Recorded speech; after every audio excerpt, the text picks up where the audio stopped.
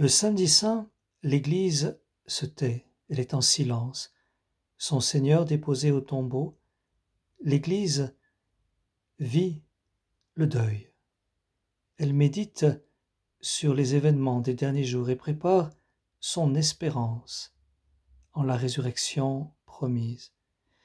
Ce samedi saint est considéré comme un jour de veille et de confiance, suivant l'exemple de la Vierge Marie. L'Église passe ce grand sabbat tout près de Marie, méditant sur les souffrances du Christ, sa mort, son ensevelissement, dans une espérance invincible. Le samedi saint, l'Église médite aussi la descente de Jésus aux enfers, pas à l'enfer au singulier, le lieu de la damnation, mais aux enfers. Dans la Bible, les enfers au pluriel, c'est le séjour des morts, là où les justes, morts avant la venue du Christ, attendaient le Rédempteur. L'âme du Christ, avant sa résurrection, est descendue au séjour des morts. Et là, on le voit sur cette icône orthodoxe, le Christ libérant Adam et Ève, nos premiers parents, libérant les enfers de tous les justes qui attendaient la venue du Rédempteur. C'est un des articles du Credo, il est descendu aux enfers avant de ressusciter. Et c'est sur ce mystère aussi que médite l'Église durant le samedi saint.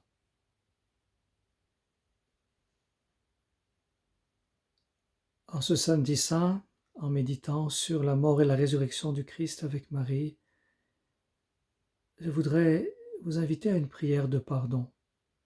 Cette année, nous ne vivons pas comme d'habitude les confessions. Je crois que c'est important que nous demandions pardon. C'est pour nos péchés qu'il est mort.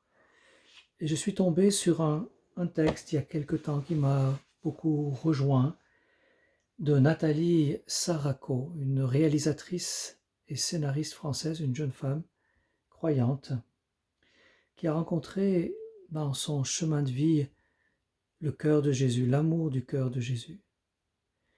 Et au cœur d'un de ses livres, elle écrit cette prière de pardon. Et je voudrais vous inviter à nous joindre à elle, à vous joindre à moi dans cette prière, que nous demandions pardon en notre nom et au nom de tous les hommes, pour toutes les offenses faites au cœur aimant de Jésus, faites au cœur aussi aimant de la Mère de Dieu. Il est vrai que c'est nous qui avons cloué le Christ sur la croix. Tout comme aujourd'hui, par notre détachement, notre froideur et nos péchés, nous continuons à le crucifier dans son corps brûlant d'amour pour nous. Nous continuons à le crucifier dans son cœur brûlant d'amour pour nous. Par notre désinvolture et notre indifférence à sa personne, nous tressons chaque jour une couronne d'épines que le démon s'empresse d'enfoncer sur son visage souffrant. Et Jésus de répliquer toujours la même chose. « Père, pardonne-leur, ils ne savent pas ce qu'ils font. » Ô Seigneur, je te demande pardon en mon nom et au nom de tous mes frères. Pardonne-nous notre mépris de toi, pardonne-nous nos péchés, qui sont des plaques de boue et d'excréments jetés sur ta croix, sur ton cœur et au visage de ta mère. Elle qui n'a offert aucune résistance à la volonté de Dieu. Sa vie n'a été qu'un chapelet de oui égrené par amour. Pardon, Marie, pardon et merci.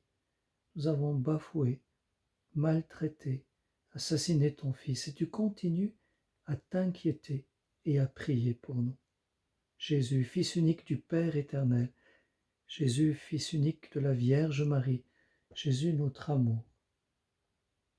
Tu as donné ta vie pour nous et nous l'avons piétiné. Alors que nous t'avons insulté, torturé et mis à mort, tu continues aujourd'hui à t'offrir à nous dans l'Eucharistie, comme si de rien n'était, comme si nous n'étions pas les petits salopards que nous sommes. Pardon pour ce carnage que nous faisons avec ton amour. Père, tu nous as créés à ton image afin de nous associer à ton bonheur et à ta gloire éternelle. En faisant de nous des fils et des filles, tu nous invites à partager ton intimité. Même si nous ne croyons pas en toi, tu continues, toi, à croire en nous. Ta patience envers nous n'a d'égal que ton espérance. Tu crois en l'homme, tu espères en l'homme jusqu'à lui donner ton Fils unique, jusqu'à aller à la rencontre de tous tes fils prodigues. Tu ne sors pas seulement de la maison pour nous accueillir, tu devances nos pas.